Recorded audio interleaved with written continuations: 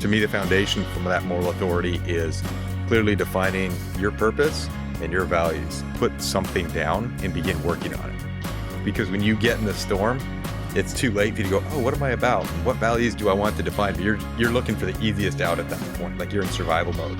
But when you have that captured somewhere, you go, no, wait a second. This is who I said I wanted to be when things were hard. Here's my time to practice it. And that muscle gets stronger over time.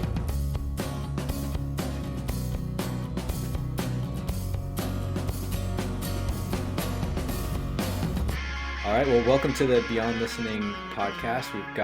It's me, Adam, and we've got Brandon here, and we're joined by Phil Kornachuk. Did I pronounce that right? Okay. Nailed it. And Phil has a military background, and then including that time, almost 3 decades. Am I getting that right? 2 and some change. Pushing, 2.5. Pushing 3. Part of it was in the Canadian Army, so there's an exchange rate there we've got to factor in. So I'd say about 23 years. Is it going down or up? Yeah, it goes down. Yeah, I think one Canadian year is equivalent to about 0.75 of a US year right now. I'd have to check the markets. All right. And so tons of leadership experience, and both in the military and in civilian life. And you've worked with everything from nonprofit leaders to elite military units to sports teams, and I know that you're expanding that out, and you've got StoneWater training that does wilderness-based leadership.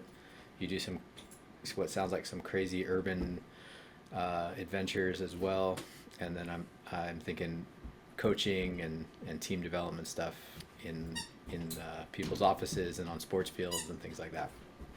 Nailed it. So Phil, we met you through your work with Mountain Tough, and the folks over at Mountain Tough were like, you got to talk to Phil. You're both kind of in the Pacific Northwest. You and me are in Oregon specifically, and we're doing very similar things. And we've had a couple conversations, and just really happy to be recording this and get some of what you're doing out to the world. So thank you for being here. No, thanks for having me. It's an honor, it's a privilege. I mean, every time we get to talk about these things, it sort of holds us accountable, right? You say it, now you got to live it. Exactly. So, we always want to start with the origin story of your life's work, and that's always, of course, continually evolving. And you'll probably tell that story differently if you were asked in 10 or 20 years. But from where you stand now, if you look back earlier in life, what do you think? What's the story that kind of kicked you off on this path of leadership training and development? Man, that's a really good question, and I would love to say I have a short answer. I probably don't. So I'll give you You don't need a short answer. Awesome. All right. People can listen to this at double speed, and it'll seem like a short answer. So there's always options. No, I think for me, the leadership journey really began, in my teens. So I dropped out of high school at 16, and I really didn't know what to do with my life. I was making a series of bad decisions, and I ended up joining the Canadian Army when I was 17. And that's the first time where I ran into leadership that really, they didn't care about my feelings. They didn't care about my past. They just held me to the standard, and I was expected to do it or not. Like, failure wasn't an option. So basically I had leaders who held me to the standard and didn't let me quit. And I found out I was capable of, performing fairly well under those conditions.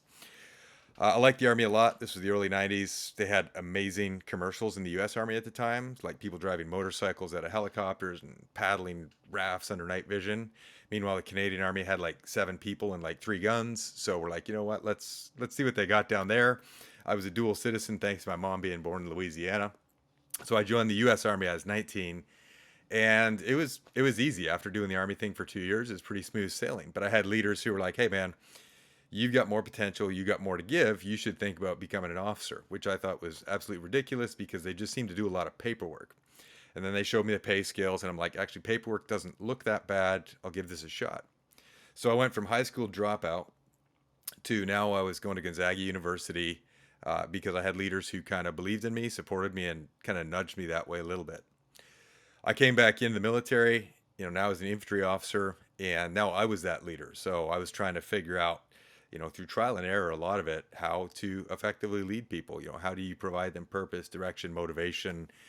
How do you leverage influence to achieve an impact outside of just, relying on rank, which as a second lieutenant isn't a very heavy weight to rely on. So there's a reason there's a lot of jokes about it.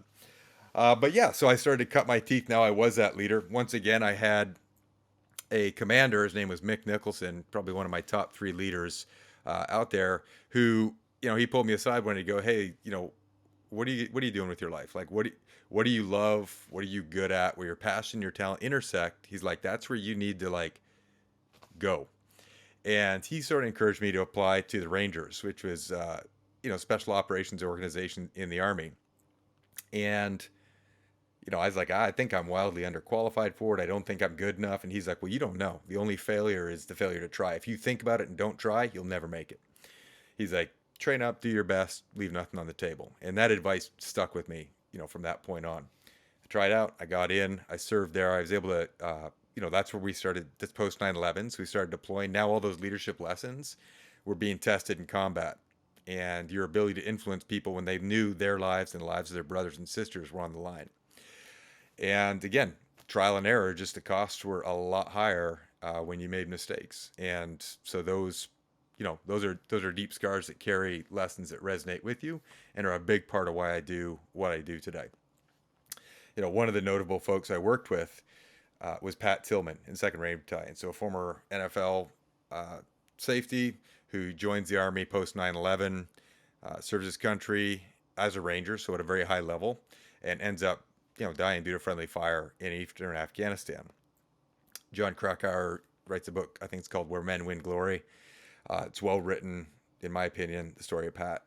But I mentioned him because I actually didn't, like, Pat and I were in different companies, but he's one of those people that independent of his rank, he was relatively new to the organization, but just in his behavior, in his words, in his conduct, influenced everyone around him. So that was probably the most clear example I ever saw of, hey, this person's leading, even though they're relatively junior in the organization. Like I was a captain at the time in a different company, and I would watch how he spoke, how he trained, how he asked questions, how he treated others. And I'm like, I want to be more like that, even though, technically I was senior to him. I also wanted to bench press like 315 for 10 times like he did too. I'm still working on that one. But yeah, so that was a great lesson for me. Like, hey, you can lead wherever you're at in an organization. And then really that pattern of trying out for next level organizations, even when I felt kind of imposter syndrome or underqualified, and then not quitting, like that pattern of doing it and continuing to learn, really continued for about the next 15 years of my military career. I was a Green Beret after I was a Ranger. Then I went to some other organizations. And it was that same, like, I have no business being here, but let me throw my name in the hat and see if I can get through the system. And I did. And it was just interesting to see how far you can get when you just don't quit. Because I had folks, I mean, I worked alongside a lot of folks who were college athletes at a high level, had, experienced SEALs, experienced Rangers and Green Berets, all these high end people that I consider better than myself. And I'm like, man, I didn't even get through high school, let alone be a college athlete. But I found out, like, hey, it's not about who you were, it's about who you are. We get that choice today. And I worked with one guy, he was amazing. We were running a screening process for one of these organizations. And every now and again, you'd have someone's, resume, for lack of a better word, fall in front of you. And you'd look at it and you'd be like, this guy or this gal, they made all kinds of silly mistakes, leading up to this point. And we shouldn't even bring them to our tryouts. And I remember this guy sitting there looking at me going, I'm not the same person today that I was yesterday. I'm like, what's that supposed to mean? And he's like, man, and he started giving me his background, some of the epic mistakes he made. And he goes, but every day is a new day. And those are just lessons learned you can apply. You can let them define you, or you can learn from them. And so we ended up bringing a lot of people to that selection that otherwise I would have just, sniffed at. Which is ironic because if you looked at my background, I would have been one of those packets that you're like, this guy, he doesn't belong here. So, and yeah, then I retired from the military in 2019. I had a good friend who was a college football coach. He wanted me to, just share some leadership lessons from my background with his team. And we started doing that and combining it with experiential type activities where we take people out of their comfort zone, take them from kind of a traditional power dynamic structure where like, hey, you're the starting quarterback and this kid's like a walk-on kicker who will never see the field on game day. We put him in an environment where it was completely even, and we worked on, hey, how do we promote cohesion, how do we build leadership within the team, how do we foster a vibrant culture that creates a legacy of success.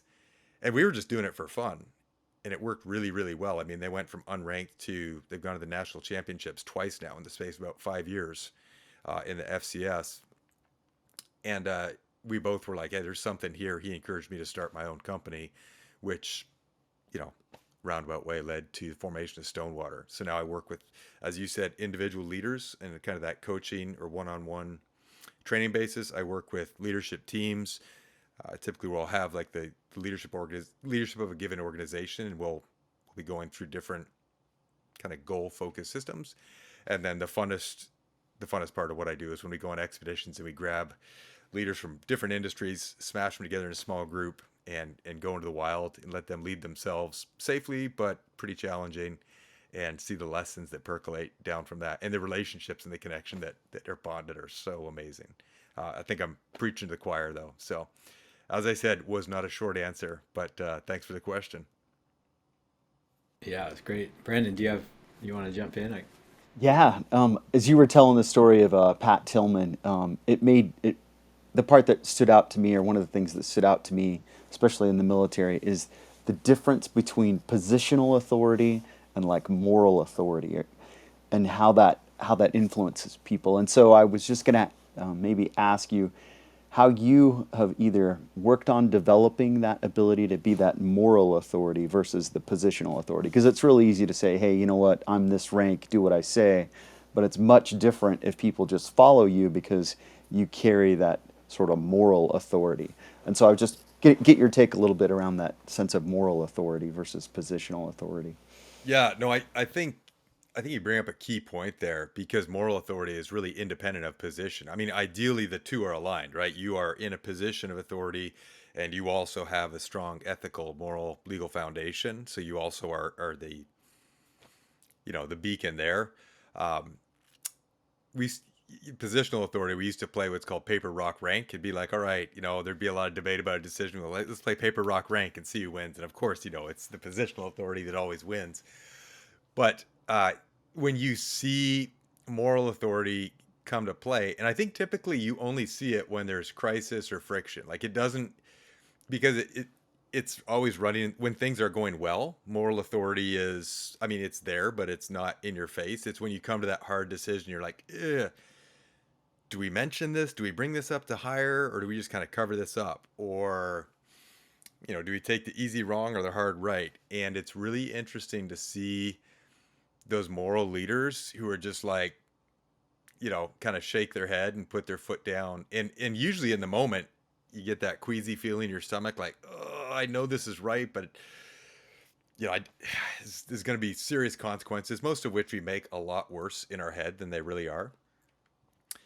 And I think that's where having some people who have that moral leadership, moral authority can give the positional leader backbone. Again, ideally, the positional leader is perfect and they have strong moral, kind of leadership and authority and positional.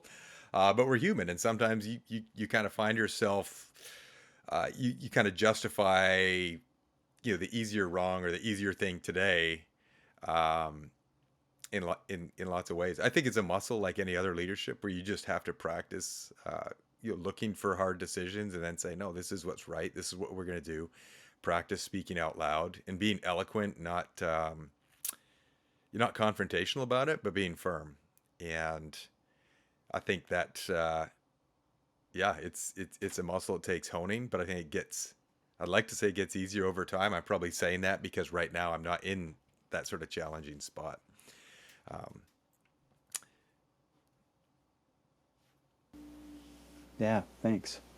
Cool. I was going to ask a very similar question, Brandon, but not as Yeah. eloquently as you. So that felt like a really interesting place to dive in, because power, and power in politics and organizations and in teams is something that I think, from the outside we can look in and say this is what's happening, but from the inside it takes a certain kind of person to sort of really step back and understand what's going on and how to move things. It's it's amazing to me how many times I've seen or I've been part of or maybe even been that leader and you're at that crisis point and there's Yeah.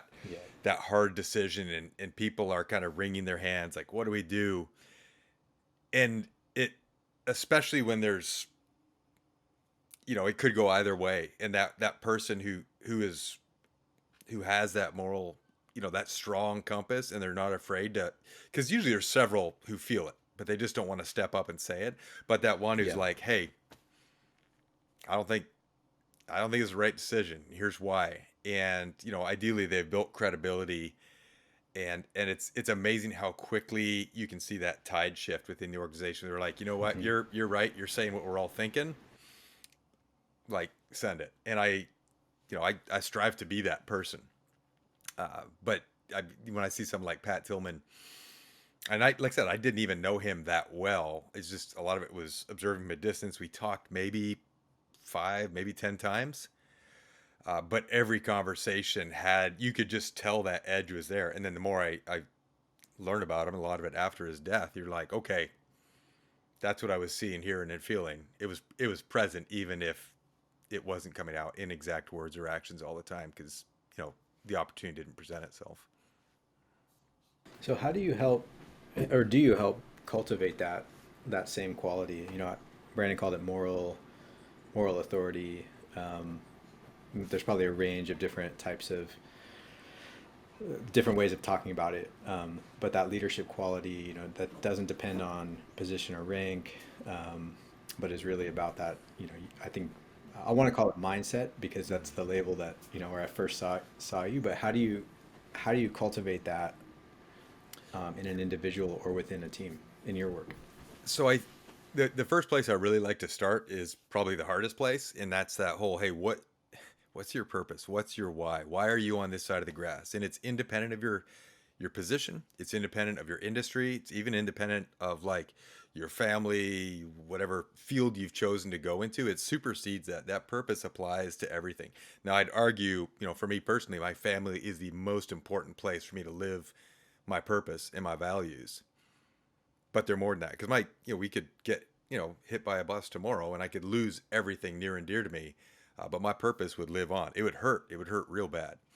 So I think when you can start to work on articulating a purpose and start to go, what am I about? What do I want?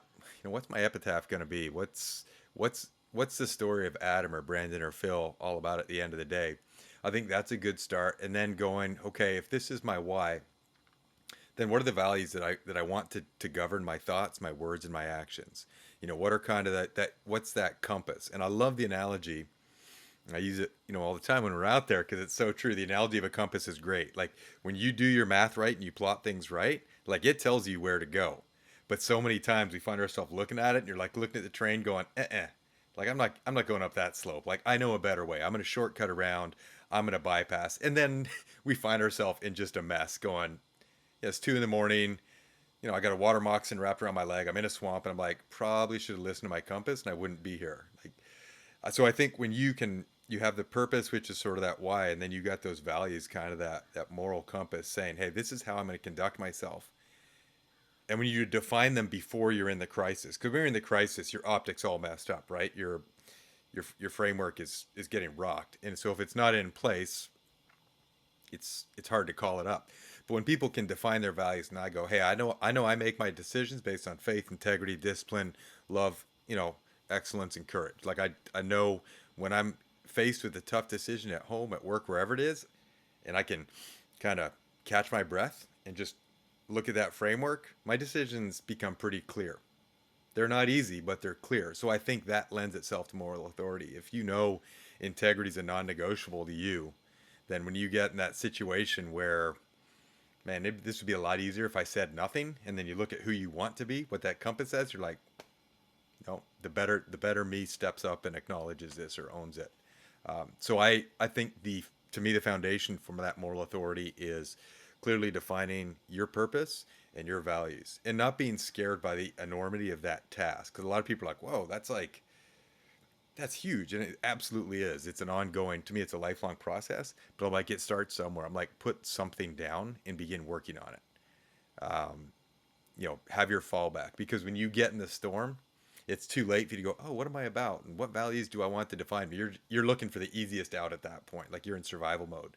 But when you have that captured somewhere to go, no, wait a second. This is who I said I wanted to be when things were hard. Here's my time to practice it. And that muscle gets stronger over time. How would you describe your why at this stage of life? Yeah, that's a great question. See, I need to be careful about what I say because then people might actually check me on it and have to come up with something. Yeah. Like, let's see how you're doing. Okay, I just talk a good game. I don't actually do a good game, Adam. No, so for me, it kind of comes down to three pillars, and it's been probably in this format for I'd say about the last, I don't know, 5 or 6 years. So number one is connect and inspire, and that's to me where sort of my passion and my talent intersects. I love building relationships with people or organizations, and then helping them pursue a higher level of themselves wherever they're at, and whatever that looks like. Like I want to help you be the best you, individually or collectively. Secondly, this one's really simple and also very subjective, but it's just do good. You know, I've, I'm 49. I don't know if I look back at my life, I can say I always did good. And at the end of the day, and this is Phil Kornachuk. This is in my head. I'm not saying everyone should do this, but like I want my ledger of net positive to outweigh my net negative. And I might be using the word net wrong in that analogy, but the bottom line is I want to leave this planet with more of a positive impact than a negative one. And I want to work every day to try to keep pushing the ball that direction. So that's kind of my second pillar. And then my third is push my limits. I feel like mentally, physically, spiritually, socially, these are all these different venues. I want to see what it looks like if I full send Phil. How much can I do physically? How much impact can I have with my relationships? You know, it goes to every venue of my life. So that's my purpose. Three pillars: connect and inspire, do good, push my limits. I can do that in any environment, any day. I could have had the worst day ever yesterday, but today I can wake up, I can reset and be like, all right, how do I live this? I don't need my health. I don't need money. I don't like you always have a venue for your purpose. And I mean, I'm sure you guys have read Viktor Frankl's Man's Search for Meaning. That's kind of the kernel and the inspiration for this thought of if everything is stripped from me, what's left and what's my story. So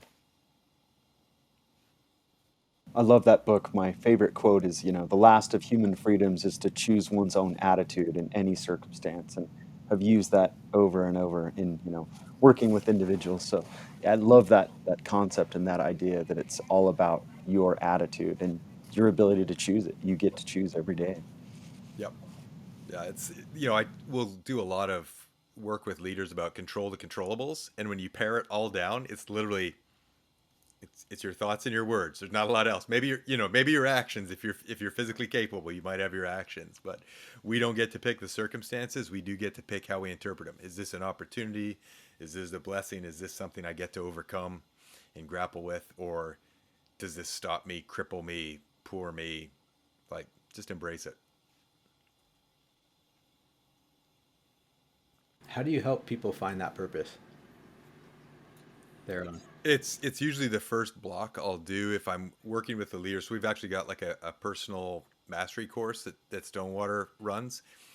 And after the initial intro, so first it's building self-awareness. Hey, where am I at? Where do I think I'm at? Where do other people see me at? Where do these objective, assessments, like let me kind of triangulate from all these inputs and try Yeah. to get a good read of where I am in life and what my key roles are. And then going from that analysis, going, okay, what do I love? What really like just charges my batteries?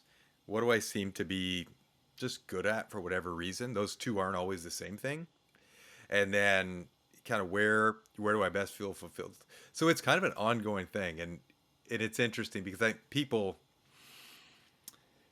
tend to focus on the what more than the why. Like they go, man, Yeah. I love playing football. Football's my purpose. This is what I'm all about. I'm like, well,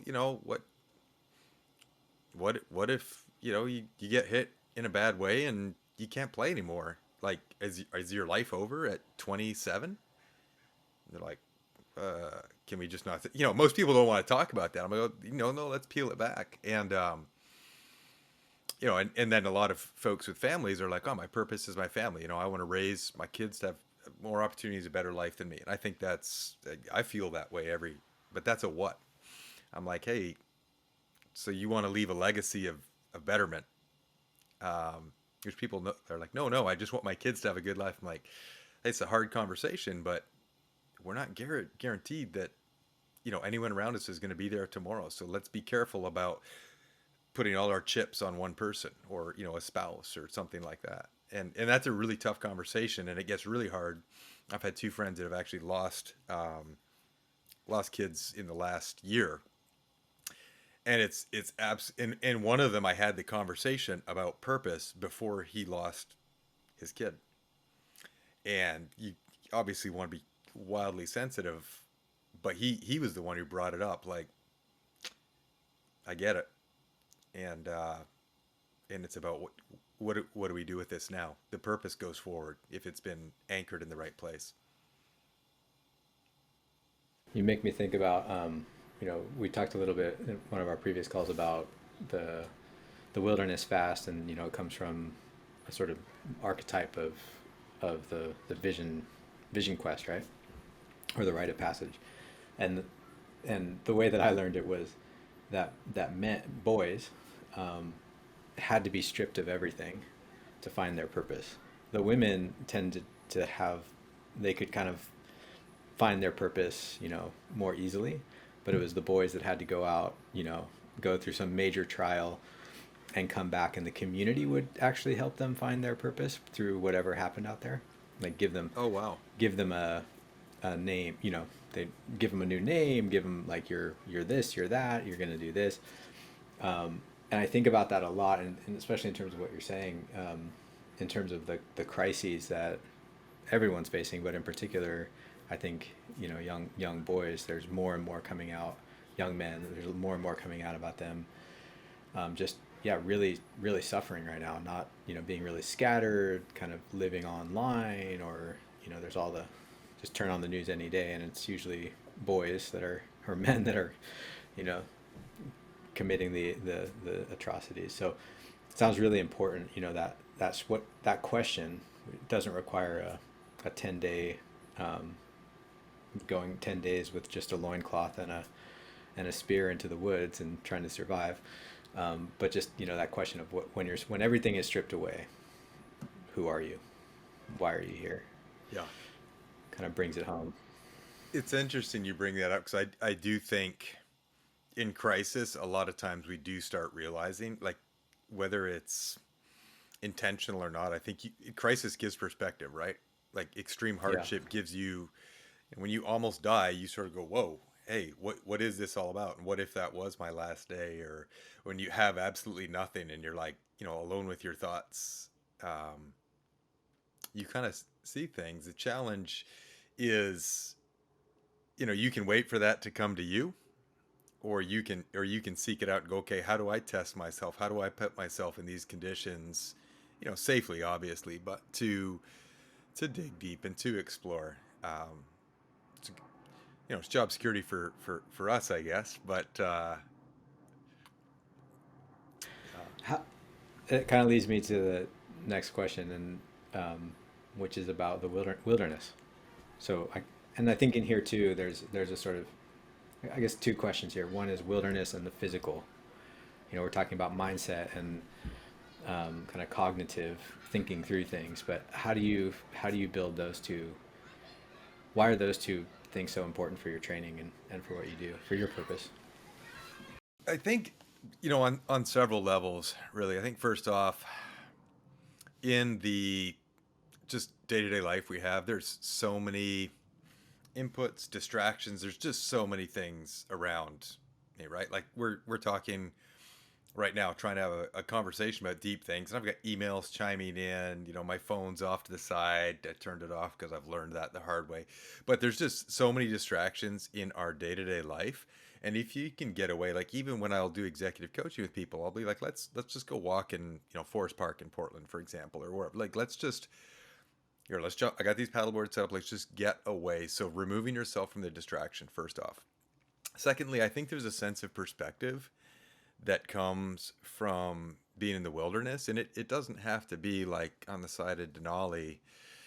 I mean, like, again, I use the Forest Park example. Like, you just start walking and you're just looking at these huge trees, and then you're looking at the moss that's growing on the trunk, and you're starting to see all this perspective and intricacy and this interconnectedness, and it just, even if you're not consciously registering it, like, I think things start playing out. I love the ocean, I love the mountains. I think both of those give you amazing perspective very quickly of, how small you are, how insignificant in a way, but at the same time how you're the entirety of your world also. Like, you're a small part of this amazing huge thing, but you're also everything. As far as you're the only thing you truly control is your thoughts, your decisions.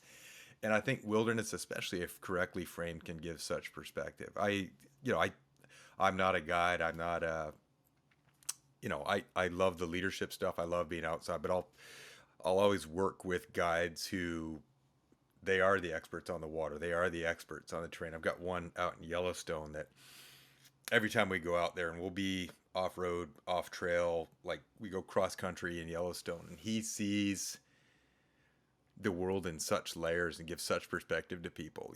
I look and I'm like, oh, it's a tree, it's a plant. And he starts going through what the plant is and what its purpose is, and how it got there. And it isn't in this, like, he just sees life on a different level. And you start realizing, like, there's levels to things. There's deepness to expertise. There's beauty in everything. And that's where the wilderness charges me up. I like, you asked about the physical piece too. I think the physical realm, our bodies especially, is one of the easiest places to practice a lot of the mindset. I mean, it's sort of that level one. I can be smart about what I eat. I can move my body in certain ways to become stronger.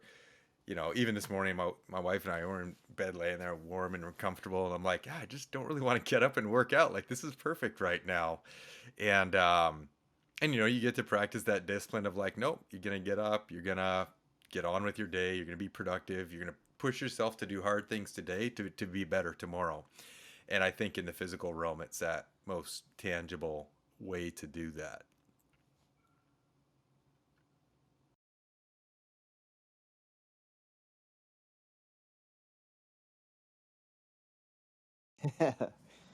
Yeah. I like you, Phil. I'm a big fan of the wilderness component to just really lead to that growth.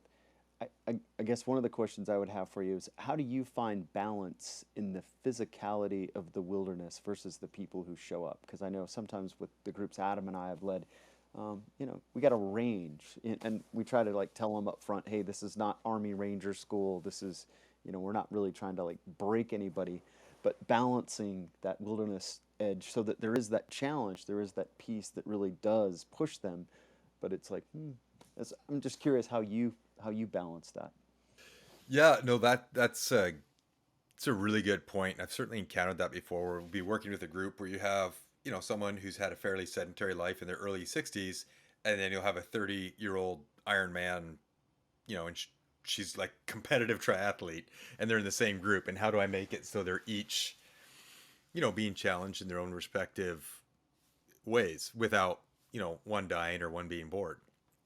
And we try to blend. So one thing like StoneWater does is you're out, you're on the water, you're on the mountain, but then there's the organic adversity of just the terrain, whether it's the snow or the current, or the steepness of the slope, or kind of the density of the forest, and it's hard to navigate through. That's good, but then we'll normally try to weave in some engineered adversity that might challenge people, intellectually, some problem solving skills, some social dynamics, that will quickly level the playing field. So all of a sudden, the person who rips out an 11-hour Ironman is being faced with kind of a complex problem solving situation in the middle of nowhere. That's kind of been designed ahead of time and set up. Just, she doesn't know. If I do my job right, they don't realize it till after the fact that it was, it was kind of a setup. But so it's not all physical challenge. Like I said, they might have there's some social dynamic they're trying to get through. There might be some technical problem solving piece, something that you know sort of causes them to shift gears from just like, hey, I'm climbing uphill with a 45-pound pack for 6 hours. I mean, that's hard, but you sort of go numb after a while. Meanwhile, the other, someone who's less physical might just be like, hey, just getting from A to B is my challenge, and like that's okay. And you sort of dial up, dial down, and we'll tailor the experience where I'll be like, man, Brandon really is demonstrating some strengths in these areas. Let's put him in a scenario that can let him capitalize on that and lead the group in this capacity. Adam's got physicality nailed. Let's have him, and maybe we'll even like handicap someone in a way, set something up where that person who is fitter, there's some additional tasks that the group will put on them to capitalize on that strength and mitigate others, challenges. There's lots of heavy, awkward things that show up sometimes to try to level the playing field. When I'll work with like a college football team, we'll have like these 10-foot, 120-pound slosh pipes like filled with water, so they're really unstable. And a single person can't carry them. They'll be trying to, and we always put them in competitive environments. But like some of these kids are phenomenal athletes that would just destroy the coaches and stuff trying to come along with them. So we look for awkward things to get them to work and collaborate and problem solve, but really it's just to slow them down so we can keep up without, we are the physical anchors half the time of some of the groups I work with. Thank you. You make me think, Phil. One of my early guiding experiences, I was apprenticing with a guide in on the Big Sur coast, and he used to have me lead. I would lead from the front, he would lead from the back, right? So the trouble falls to the back, challenges fall to the back. So he'd put me up at the front, and I see this one of the participants goes ahead of me. And she's like, I'm just gonna go a little bit ahead, and I'm like, okay, cool. I'm not your parents, whatever. And I said, but stop at the junction. It's very clear. Stop there. Wait for me. She said, yeah, yeah, yeah. So I get to the junction and she's nowhere to be seen, right? So I'm like, what?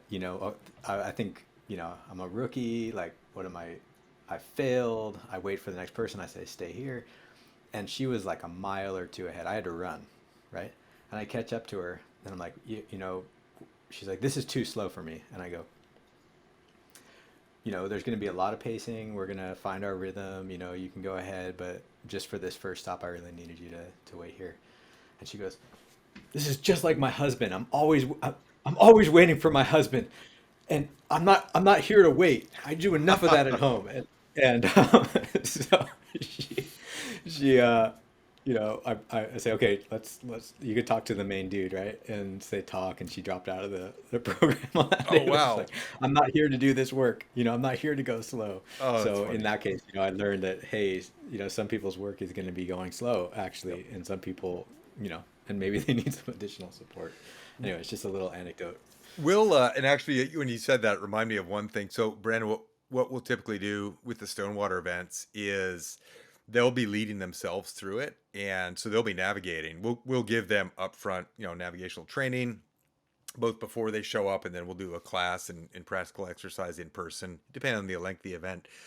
But it's amazing how when people are really navigating and paying attention, they move a lot slower. All of a sudden, it's not about how fast you Hmm. can go, because you can be David Goggins. You can go really fast, but if you're going the wrong direction, I mean, it's like life, right? If you're full thrust but going on the wrong vector, that speed doesn't help. So when we have them navigating, and it's like, yeah, you can't use these trails, and we put them in some dense areas. Everyone moves a whole lot slower, and there's a lot of map checks. It's kind of neat to watch the group kind of come together because they're anxious. No one wants to get lost, and we let them get lost. Like my poor guides sometimes are like, Phil, like we are 3 miles off course. I'm like, I know, they'll figure it out. I mean, we have we'll walk a little more, but this is how we learn.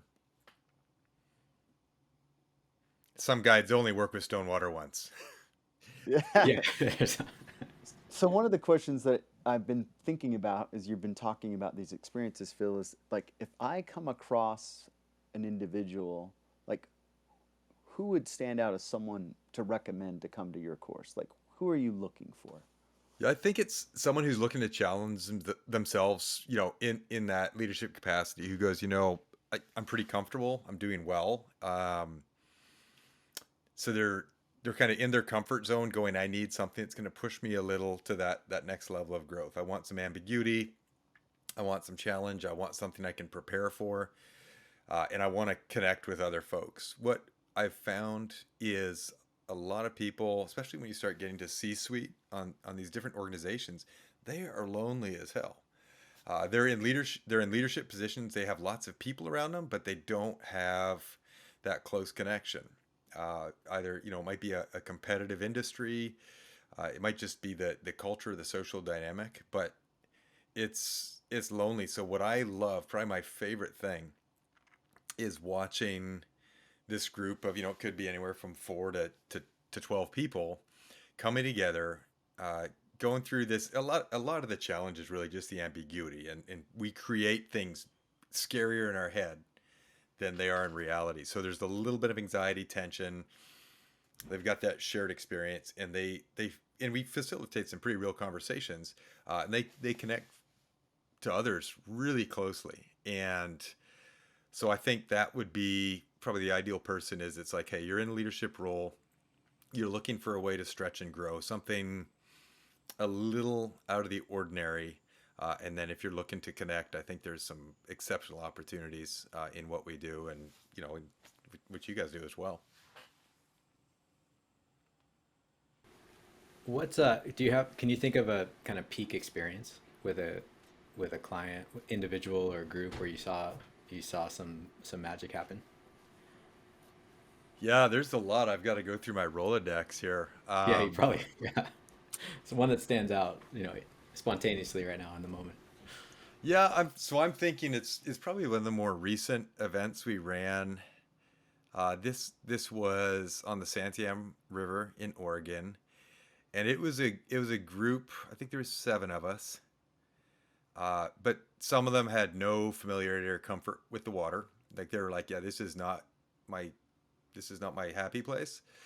And we were talking all about leading with flow. Like, hey, how do you, like, the environment's moving, life's going. Like, how do you lead through that? Do you fight it? Do you capitalize on it?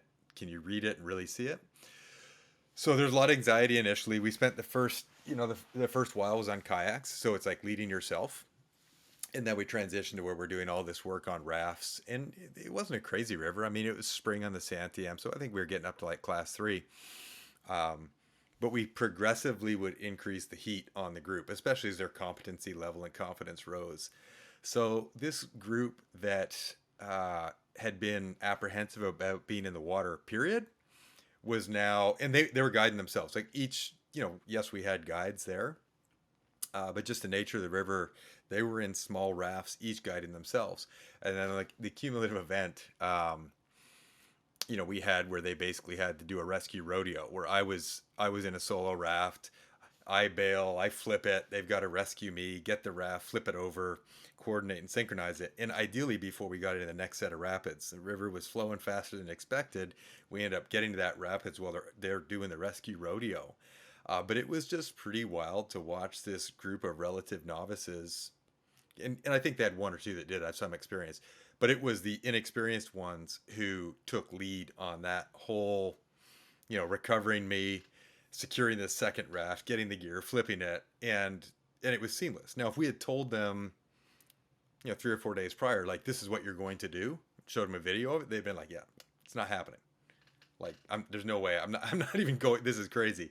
But then to watch them after, and they were just like, when we talked about that, like, hey, talk me through where you at, how you felt about it.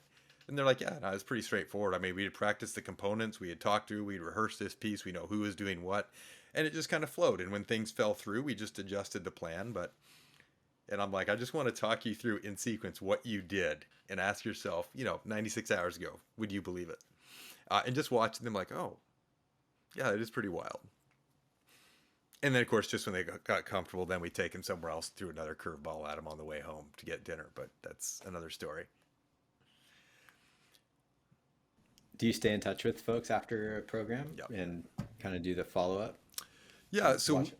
yeah, we'll do normally a 6 week prep coming into it, sort of that mental and physical prep. And then after the program, we'll do some follow on coaching and debrief. We'll have them each provide kind of feedback to each other, but it's done anonymously. Just kind of like, hey, this is some things I thought about Adam that really came off as strengths. Here's some areas he may want to explore more. So we'll give them a debrief and feedback on that, and I'll normally stay in touch with folks.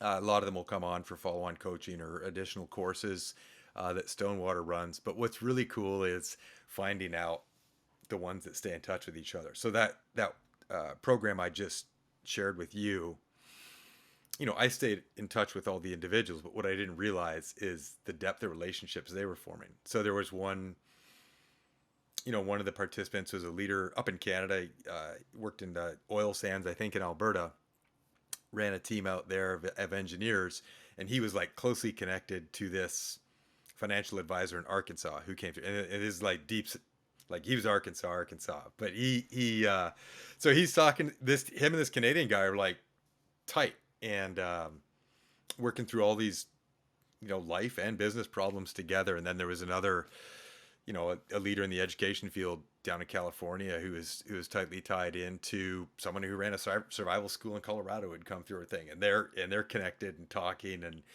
collaborating, doing business stuff together. That has happened to every program we've done, and I'm like, you know what? Like, yeah, the business outcomes are great, but I think connection, relationship, and appreciation, especially when it's people from different worlds, is that's gold. Like that whole goes back to purpose, right? Connect and inspire. And it doesn't mean I'm always connecting with them. If I can connect others with each other and just let that ride, I'm done. That's a life well lived. Yeah. So thinking, we're both extensive backgrounds in the military, and I'm always curious as people make this transition, and you made it a few years ago as you retired. And I know this will be a hard question to ask you to define it down to one thing. So maybe if it's one or two things, those key principles that you've brought with you, like, what did you bring with you when you made the transition as far as like the leadership component that you brought to StoneWater from your military time? It was interesting too because of my military background, especially my last, I'd say, 10 years of the places I was working in the special operations community. We were probably a lot closer to a tech startup than we were the traditional military Yeah. organizations. And I didn't realize that until my very last, when I was transitioning out of the military and I was working now with conventional people to out process and do my retirement. And I'm like, oh, we all speak different languages. And they were really upset with me because they were missing 10 years of records from me. And I'm like, no, I was in the army. I was in a different group. So I guess my military experience might not be super traditional, but I think, let's see, a big takeaway for me is kind of what I said earlier. The only failure is a failure to try, meaning you get one shot at this life, as far as we can tell, at least in this physical form. Um, don't be the 80-year-old going shoulda, woulda, coulda. So like go what is my best and how do I get there? And I don't mean that in a selfish transactional monetary way. I don't know, what's your biggest impact, your biggest life. My wife's 44.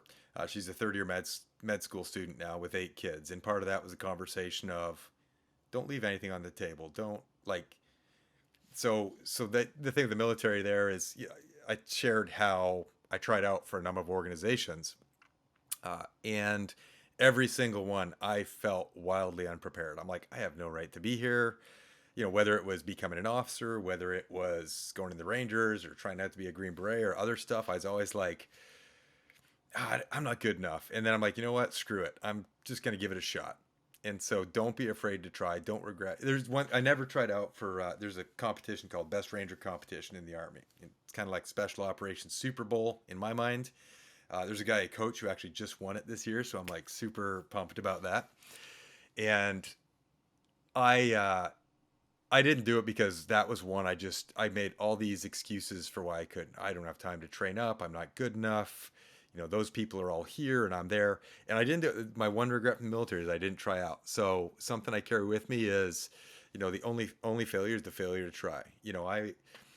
I I warn people when I coach them. I go, listen, I'm the sole provider for a family of 10, and I left a comfortable job to start a business with no real business experience in a market that I had no connections in. Like, I started StoneWater in Portland, Oregon when we moved here. My wife started med school rather than take a safe, well paying, comfortable job that I could have. And I have zero regrets. So I'm like, don't tell yourself why you can't accomplish something. Tell yourself what you need to do to make it happen, and then go for it. And just keep relentlessly pushing. Got another question, Adam? I bet we're probably gonna ask the same question. I don't even know what it is. Go for it. Um, and I don't know how much more time you got, Phil, but one of the things I 100% ask probably every person I meet, and this is kind of how Adam and I really started to connect a number of years ago. Man, he's in Utah right now. So Ah, Brandon, you froze. You froze. all right, Get I'll it? let you do it. No, no, get no. Now you said you ask every single person, so I have no idea what you're gonna I'm ask. on the edge of my seat. Yeah, yeah, we want to hear it. Like, this is the meaning of life question coming out. Yeah, Yeah, well, I don't know if it's that deep. it's probably close though because it's Brandon. If you're meeting with someone and you have one book that you're like, you've got to read this book. If I'm going to coach you, you have to read this book. What book is it? That's a hard question, but I'm gonna say Man's Search for Meaning. I mean, I think it all comes down to purpose. Like, what's your why? I think, it's like the Nietzsche quote, right? A man who has a why can endure any how. Like, if you go, this is why I'm on this side of the grass. The other stuff, it might be hard, but you'll figure that out over time. Then you could read the second book I tell you to read. But yeah, start with Man's Search for Meaning. What's the second book? I really like Seven Habits of Highly Effective People. It's an oldie but a goodie. I mean, it just talks about a value driven life, right? Like, identify your values and how do you incorporate them in day to day life. It took me 2 years to get past the first chapter of that book, and then I read it all in 22 hours straight. I was on a empty cargo plane flying back from Afghanistan, so I had time on my hand. But once I realized, like, whoa, this really works if you apply it. Like, there's gold in it. That one was great. That was very good at how to live your life. It's great. I love that book too. Yeah. Cool. There's probably gonna those two questions are probably gonna filter in actually to the one I want to ask, which is, we've talked about the work that you do for other people, but the three of us also are, we're building a business and building businesses, right? And there's Phil, you and I have talked about some of the challenges and the ups and downs, and I wonder how. I think it'd be really good to hear from each other and talk about the challenges of that, and what you said kind of at the highest level, kind of it's about the why. You'll figure out that if you know the why, you'll figure out the how. But I'm curious what your learning edges or in the leadership of your own business and growing this thing are right now. What you're learning. Yeah. So a lot, right? And I think one thing that's really coming through to me is to be consistent, meaning have have your purpose defined, have your organizational purpose, organizational values, be clear on that, and and then really just trust the process. Execute the plan. That's not saying execute the plan and lose all awareness of if it's working or not. But I'm watching kind of the ups and downs where things sort of boom, and then seasonality, or just something falls flat, and there's a tendency to want to, like, at least for me, as a small business with a small team, like, we just want to, let's pivot and chase what looks like is the next thing, and going, no, this is what we do, this is what we're good at, there's value in it, kind of that hedgehog principle. It's like, let's stay with what we've got. And again, I had some challenge, at a few challenging months where it's like, wow, was this was this the right answer? And I just kept telling myself, okay, trust the process, be smart about it, but like stay consistent, do the work, remember why you do it, and one day at a time. What's the next action I can take to move me in the right direction? And now I'm hitting a period where it's December, and things are exploding on me in a good way. And I mean, I told you I just got back from Austin last night. Opportunity, amazing, impactful one. Looks like it's opening up, and it's all about trusting the process. You just gone like, oh man, this is never going to work because I've had a bad 2 months, 3 months. Um, I, I think that's been huge for me. Having that why, believing, and because it's like my end game isn't about making. I got to make 2 million next year or this or that. I mean, I would be upset if that happened. Don't get me wrong, but my end game is helping purpose driven value based leaders and teams take it to the next level. Like how to help people be their best selves. And that gives you a lot of extra drive than if it's like, no, I need to make X amount or close this many deals. When you have that kind of very transactional approach, it's hard, I think, to like, then if you're not closing deals, you're not making money, it's easy to be like, hey, what, shift from your core mission because I can make more money doing something else. So I've been pretty pleased so far with how it's working. I think what keeps me going is the emails, the calls, the texts from people I've worked with who are sharing their wins. Um, who are like, yeah, hey, just so you know, and I've got one guy I've been coaching, and he's a guy I coach remotely. He's down in Texas and runs his own business, and it was same thing, right? Roller coaster ride, and he came this close to walking away from it all, and is like, just trust the process, do the work. Like, no one said it's going to be easy. It's simple, but it's not easy. Like, and watching him now, like 6 months later, he's just exact opposite picture. He's just like more business and he knows what to do with, doing great work. I mean, it's just, you're like, it's a good feeling. I I wonder too, I wonder what you think about this. I feel like if you were just trying to make a bunch of money, you could do anything, right? There's a million options for that, as an entrepreneur, if you have the means to sort of start something. But when you're doing something that's close to your heart, you're speaking from you're creating it out of your own experience. You're putting yourself out there with all of that. That those down months sting a little bit more, right? Because it's like there's still some. I mean, even though all of us are on this call right now are pretty. I think we're like relatively evolved human beings. I'm not sure what relative to what. I'm not judging anyone, but we think about things deeply. That there's still a little like sting of validation. Like, hey, is this purpose really gonna is it really needed in the world? Comparison, all that other stuff kind of shows up. Whereas if you're just like, hey, I didn't sell as many widgets this month, let's throw another ad out there. I think it's a little different, right? Yeah. I, it's interesting. I don't know if for me, I don't know if it's a validation thing because what I do with clients, like I tell them this all the time. I go, look, it's not professor student relationship. Like I don't have Mm-hmm. I'm right there alongside you. I'm sharing with you, yeah, what I'm learning, but I'm practicing mastery every day of this. Yeah. And so like I honestly get a ton of validation just practicing it myself. And there's times where I'm like, yeah, maybe I don't have the volume of business right now that I'd love to see or the impact I think I could have, but I know it works and I know it's good, and it's because you know people haven't seen or tried it.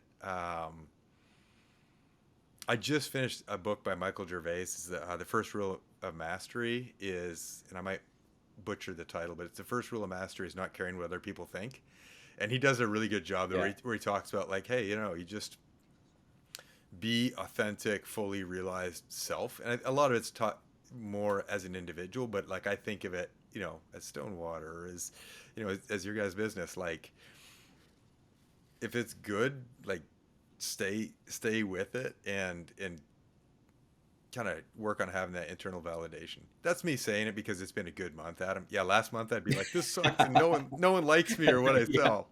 yeah. I I try to remember those bad.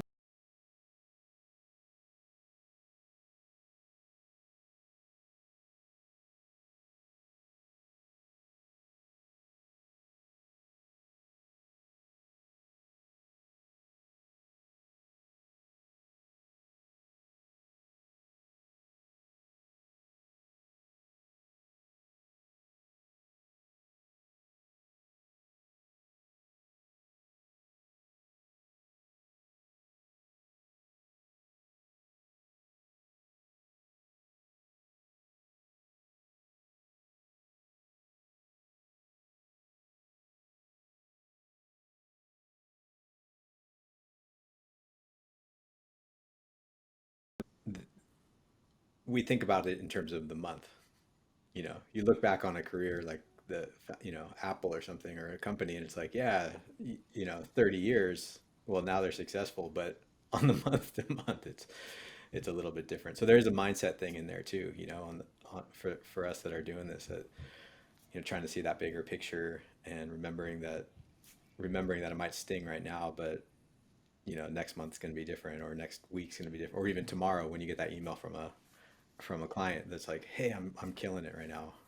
Thank you for that one thing you said or whatever. Yeah, there is. I guess there's one other lesson too I'd share, in and that is, so I had a really successful summer and things were booming, and I scaled my organization to match the volume of business I had then. So I grew it, brought people on board, great people, and then all of a sudden fall hit and things slowed down to where I had other people dependent on me, but not the business or the income.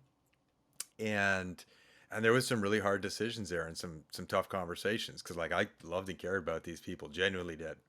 And I'm like, what's this, like, how do we navigate this best?